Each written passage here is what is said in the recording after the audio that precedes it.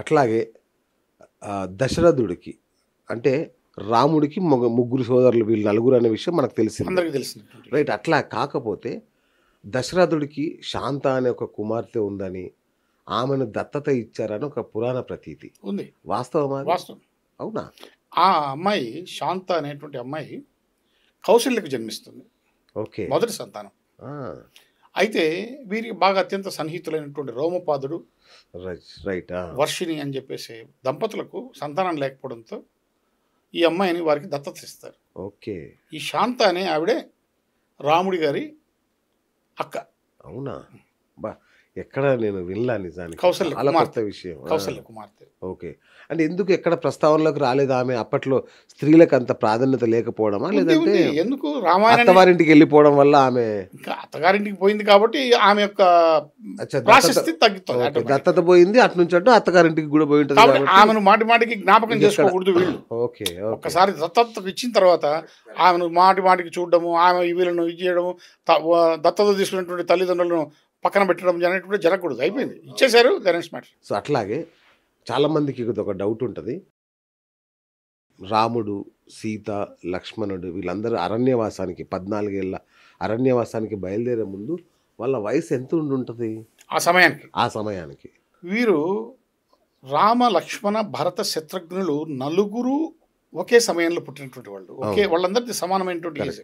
అవును. ఇక్కడ రాముడు, లక్ష్మణుడి గురించి మాట్లాడదాం. అడవులకు పోయింది వీళ్ళే కాబట్టి. కరెక్ట్. సో రాముడికి 27 సంవత్సరాలు, లక్ష్మణుడికి కూడా 27 సంవత్సరాలే. అవును. సీతకు మాత్రం 20 సంవత్సరాలు. 20. ఇందులో మనం చెప్పుకోవాల్సిన అంశం ఒకటి ఉంది. వీరు అరణ్యవాసం వెళ్ళిన తర్వాత భరతుడికి తర్వాత తెలుస్తుంది. ఎన్ని రోజులకు తెలుస్తుంది? వీళ్ళు అరణ్యవాసం వెళ్ళిన 11వ రోజుకు భరతుడికి తెలుస్తుంది. అప్పుడు భరతుడు అన్నయ్య గారిని కలవడానికి వస్తాడు. ఓకే. భరద్వాజ మహర్షి ఆశ్రమంలో వచ్చి కలిసి చాలా బాధపడతాడు.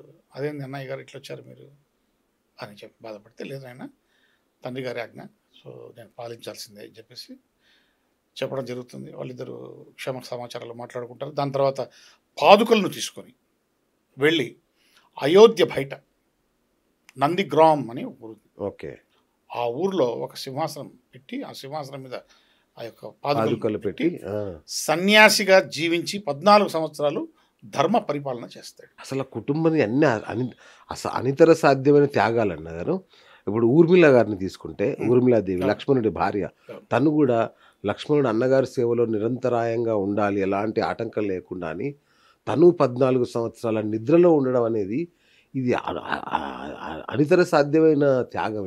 దీని వెనుక ఉన్న కథ ఏంటి? ఇది చాలా మందికి తెలియదు ఈ విషయం. అదే అంటున్నా. 14 సంవత్సరాల నిద్ర అంటే నథింగ్ బట్ కోమా. కానీ అప్పుడు సిద్ధ పురుషులు కాబట్టి వాళ్ళకి తెలుసు అది యోగ నిద్రనా, పూర్తి నిద్రనా? అది యోగ నిద్రే. అయితే ఇక్కడ ఏం జరిగిందంటే, లక్ష్మణుడు రాముడితో కలిసి అరణ్యవాసానికి రావడానికి ప్రధానమైనటువంటి ఉద్దేశం ఏంటంటే, అన్నా వదినలకు సేవ చేసుకోవాలి, రాత్రింబవళ్ళు కాపు కాయాలి. కాబట్టి కాపు కాయాలి, వాళ్ళకు సేవ చేసుకోవాలంటే నిద్ర ఆటంకపరుస్తోంది. కాబట్టి నిద్రాదేవిని ప్రార్థిస్తాడు. అమ్మా, నేను వచ్చింది సేవ చేసుకోవడానికి, రక్షణగా ఉండటానికి. నాకు నిద్ర చాలా కష్టంగా ఉంది, నిద్రపోతే ఏమవుతుందో తెలియదు, అరణ్యంలో ఉన్నాం, కాబట్టి దయవుంచి నాకు ఈ అరణ్యవాసం పూర్తి అయిపోయేంత వరకు నిద్ర రాకుండా చూడమ్మా అని. ఓకే. అప్పుడు నిద్రాదేవి ప్రత్యక్షమై, చూడు నాయన, నిద్ర అనేటువంటిది అది తప్పదు, ప్రకృతి ధర్మం, ప్రకృతి నియమం.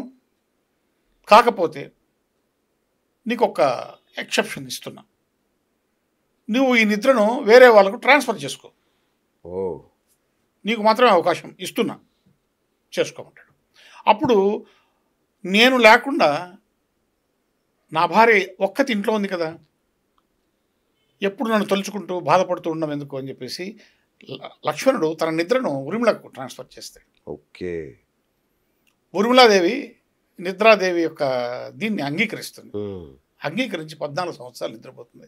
ఇక్కడ లక్ష్మణుడు 14 సంవత్సరాలు నిద్ర లేకుండా అన్న వదినలకు సేవ చేసుకొని ధర్మనిష్టతో సన్యాసిగా బ్రతుకుతాడు. కాబట్టి ఈ యొక్క శక్తితో నీకు లంకలో జరిగినటువంటి యుద్ధంలో భీకరమైనటువంటి పోరు సల్పి యుద్ధంలో గెలుస్తాడు. ఈ శక్తి అప్పుడు పనికి వస్తుంది. రైట్ అన్నగారు. ఇంకొక సంశయం నాకు, ఇప్పుడు ఈ 14 సంవత్సరాలు వీళ్ళు నార వస్త్రాల్లో అన్ని నగలు అన్నీ త్యజించేసి నార వస్త్రాలతో వెళ్తారు 14 సంవత్సరాల అరణ్యవాసంలో. అలాంటిది సీత అపహరణకు గురైనప్పుడు అటు లంకలో ఉన్నప్పుడు హనుమంతుడికి సీతాదేవి ఉంగరాన్ని ఇస్తాడు రాముడు. మరి అలాంటప్పుడు అన్నీ పరిత్యజించి వచ్చారు కదా, ఆ ఉంగరం ఎక్కడది? అది కరెక్ట్ మీరు చెప్పింది. ఎందుకంటే దీని మీద రంగనాయకమ్మ గారు రామాయణంలో విషవృక్షం అని అవును రామాయణాన్ని తెగనాడుతూ అద్భుతమైనటువంటి పుస్తకాన్ని రాసి ఈ సమాజాన్ని భ్రష్టు పట్టించారు. అవును. ఇక్కడ మీకు ఒక విషయం చెప్తాను. రామాయణాన్ని చాలా కీలకంగా పరిశోధనాత్మకంగా చదివితే తప్ప ఇలాంటి విషయాలు బయటకు అర్థం కావండి. సినిమాల్లో చూస్తే కుదరదు. సినిమాల్లో ఇంత సమగ్రంగా ఉండదు. ఆ నిడివి ఎక్కువ అవుతుంది కాబట్టి వాళ్ళు కూడా చూపించరు. అవును. వాడు చూపించింది మనం చూసి ఇంటికి రావాల్సిందే. గత్యంతరం లేదు. అంతేగా. రామాయణం మనం చదవం. అవును. మనకు అది తీరికలేదు. అది పరిస్థితి. ఇక్కడ మీరు అడిగిన ప్రశ్నకు సమాధానం ఏంటంటే అరణ్యవాసం చేసేటప్పుడు రామలక్ష్మణులతో సహా సీతమ్మవారు కూడా నార వస్త్రాలను కట్టుకొని వస్తుంది. అవును. అయితే వశిష్ఠుడి సలహా మేరకు దశరథుడి ఆజ్ఞ మేరకు అమ్మ నీవు దశరథుని పెద్ద కోడలివి, నీవు నార వస్త్రాలు ధరిస్తే ఈ కుటుంబానికి అరిష్టం కాబట్టి నువ్వు ఆభరణాలతో పట్టు వస్త్రాలతోనే వనవాసం చెయ్యి. వనవాసం నీకు శిక్ష కాదు, నీ భర్తతో పోతున్నావు, నీకు విధించినటువంటి శిక్ష కాదు. ఆయనకు నేను ఇచ్చినటువంటి వాగ్దానాన్ని నెరవేర్చడానికి పోతున్నాడు. ఆయనకు సేవ చేయడానికి వాళ్ళ తమ్ముడు పోతున్నాడు. నువ్వు మాత్రం కుటుంబ క్షేమం కోసం పట్టు వస్త్రాలను ఆభరణాలను ధరించి తల్లి, లేకపోతే ఈ యొక్క కుటుంబానికి అరిష్టం అని చెప్తారు. సో వాళ్ళ యొక్క ఆజ్ఞ మేరకు సలహా మేరకు ఈమె వెళ్తుంది. మరి అయితే రాముడికి ఉంగరం ఎట్లా వచ్చింది? ఇది కూడా ఒక అద్భుతమైన ప్రశ్న. ఇక్కడ ఏమైందంటే మారీచుడు అనేటువంటి వాడు బంగారు జింక వేషంలో రాకముందు ఒకానొక సందర్భంలో ఇంతవరకు నేను మీకు ఎలాంటి బహుమతి ఇవ్వలేకపోయాను, నా బహుమతిగా మీ దగ్గర గుర్తుండడం కోసం ఈ ఉంగరాన్ని ఇస్తున్నాను, ఇది ఎప్పుడు మీరు వేలుకు ధరించండి నా కోసం అని చెప్పి సీతమ్మ వారు ఒకానొక అద్భుతమైనటువంటి సందర్భంలో ఆయనకు బహుకరిస్తుంది. ఈ విషయం తెలియదు ఎవరికి. సీతమ్మ వారు అపహరణ సమయంలో కొన్ని నగలను కట్టి గుడ్డలో కట్టి జారవిడుస్తుంది, కానీ చూడామని మాత్రం ఉంటుంది. ఆ చూడామని హనుమంతుడికి ఈమె ఉంగరాన్ని చూసి గుర్తుపట్టి ఆమె చూడామనికి ఈయనకి ఇచ్చేసి పంపిస్తుంది. సో ఈ విధమైనటువంటి సందర్భంగా జరిగినటువంటిది ఈ వక్రీకరించి రాశారండి. చాలా బాధాకరం. ఇది ఒక్కటి నాకు తట్టల. చాలా బాధాకరం.